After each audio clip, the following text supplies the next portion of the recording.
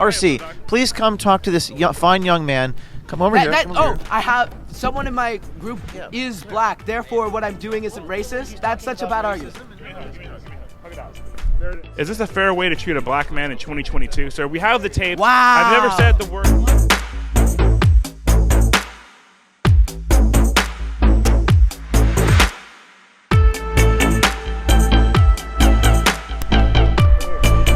Your organization is toxic. Truly toxic. Can you please explain how we're toxic? You guys are... All right, all right, let me get myself together, guys. I've gone over this.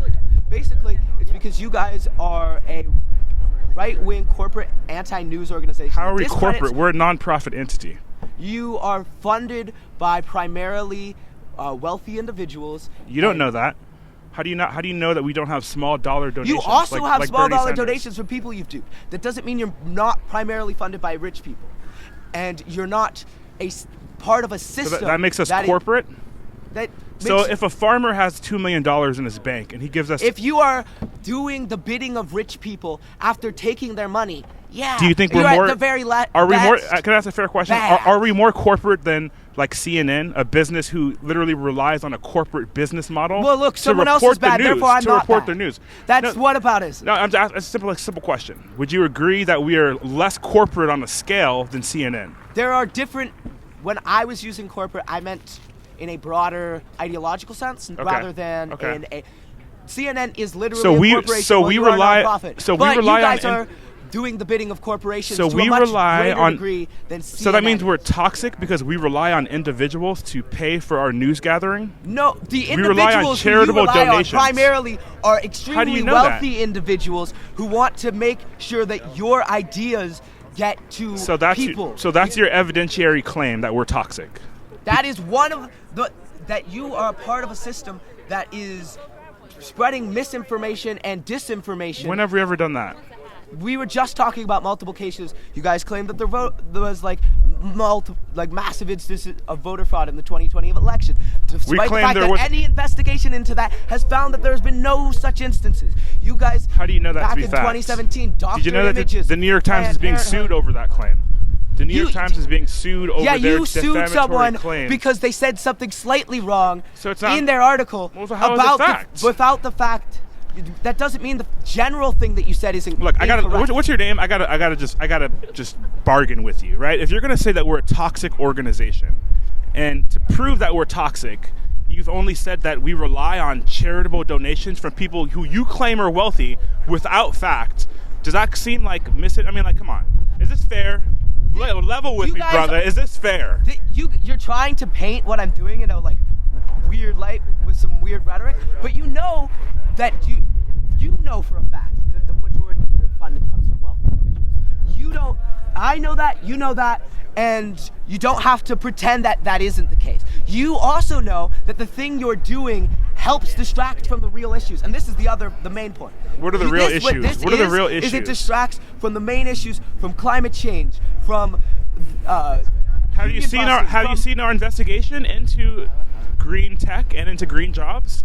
You guys, I don't think you have. See, that's the problem. You haven't seen what we've done. Congratulations, you know more about your organization than me. I know enough to know that it's bad. Well, you haven't proven anything. You're saying you're using your opinion. You're using claims. You're saying I know. Misinformation. You have said nothing to. You've not proven that we've ever spread misinformation. All you've said is that we have made voter fraud claims, that massive voter fraud existed. Let me tell you, we have done specific investigations into voter fraud, and those instances were proven to be factually accurate. I'm sure you found a few people. So is the problem really with anywhere near big enough of a difference? We never said it did. Did we ever say it did? But you implied it did. When? Because when you put out a ton of information that voter fraud is the biggest issue in the world. When have we when said you guys that? Put out report after report out, investigation after investigation after investigation into something that truly isn't that big of an issue. When have we ever said that voter fraud? Let me speak. I'm asking you a specific question. When? When have we ever said you just that voter pointed fraud? To the instances. You just talked about how you guys have done all these investigations into voter fraud. And what I'm saying is, by doing all of these investigations into voter fraud, by voter pretending fraud, that this is a huge issue, you're trying to make we're saying it is an issue. It's an issue. That we should restrict voting rights, which is your real goal. When have we ever advocated for that? By advocating that voter fraud rights? is a big issue, by making that argument, that is what you are implying. No, you don't have to say it directly. You could use. Is that what we're implying, or is that what you think we're implying? That's what people who read you think you're implying, and that's what they take from it, and that's what they do with it. Isn't it the job of a journalist to let the public discern information? Sorry. Isn't it the job of a journalist to allow the public to discern information? The job of a journalist is to be in some... Just so I'm correct, you're blaming us for characterizations and conclusions that are drawn by other people. Is that a fair thing to do? If you guys can... Is that a fair thing to do? You can make an article in which someone... You can make an article about the same subject. Let's say abortion, and you can have the person who reads that come to two totally different conclusions, and depending on how you write that, you know that will affect how people's conclusion. When you choose what to cover, when you choose how you write about what you cover, you are responsible for the effect that has on society. And when that's a bad effect, you are responsible for that. So what a bad effect are we responsible for? For example, in spreading the claim that there was massive voter fraud in the 2020 elections, you made a bunch of people think... We never said there was massive voter fraud. You just said that earlier. No, I never said massive. If you want me to debate you, you have to have the facts. Project Veritas has never said massive voter fraud has caused the election to change. I didn't say has caused. You said that there was massive voter fraud in the 2016 election. That's what you said earlier. That's literally what you said earlier. What I said was that there was voter fraud. There was wide scale or something to that effect. There was voter fraud. You're walking back your previous claims because you know they're not true. We have the tape. Because you know the implications you were trying to get people to make with them have the tape, are not sir. true. I never said the word because you know massive. you're trying to spread disinformation. Is this a fair way to treat a black man in 2022, sir? We have the tape. Wow. I've never said the word massive. I've never said the word massive. I mean, come on. We have done specific investigations into voter fraud, and those instances were proven to be factually accurate. You're going to put words into my mouth?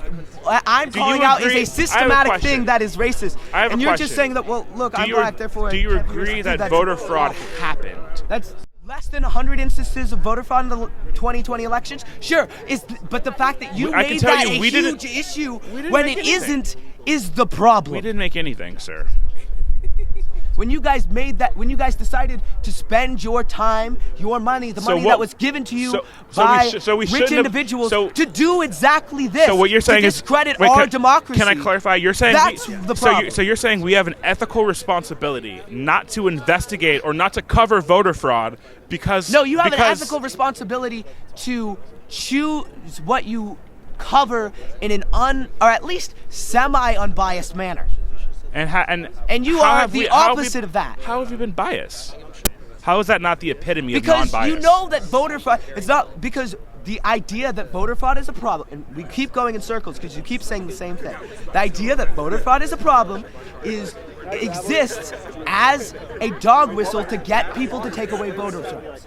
And that is the goal. And I think that's a claim you have to prove. In almost every state since the 2020 elections that has Republican control. What's your name, sir? What's your name? To you. Because they're like, oh my God, look at all this voter fraud. We have to make it harder for people to vote. I think you have an incredible. I think you have an incredible burden to prove. Look, you can talk over me as much as you want, but I think you have an incredible burden to prove when you say that voter fraud investigations are tantamount to a dog whistle to strip voters' rights. I think I made an argument pretty well. I think you made it pretty well. I know you haven't made that argument at all. I think I just walked through. Aren't you relying on? Aren't you creating? No, you're creating motive for me. You don't know me out of atoms. You are creating. You are creating a motive. It's about the system you're a part of. You're creating a motive. It's about the corporate system you're a part of. We're not a part of a system. We're a nonprofit. You are a part of We're a nonprofit organization. You're funded by people to get a certain thing to discredit our democracy. To discredit our democracy. To discredit our democracy.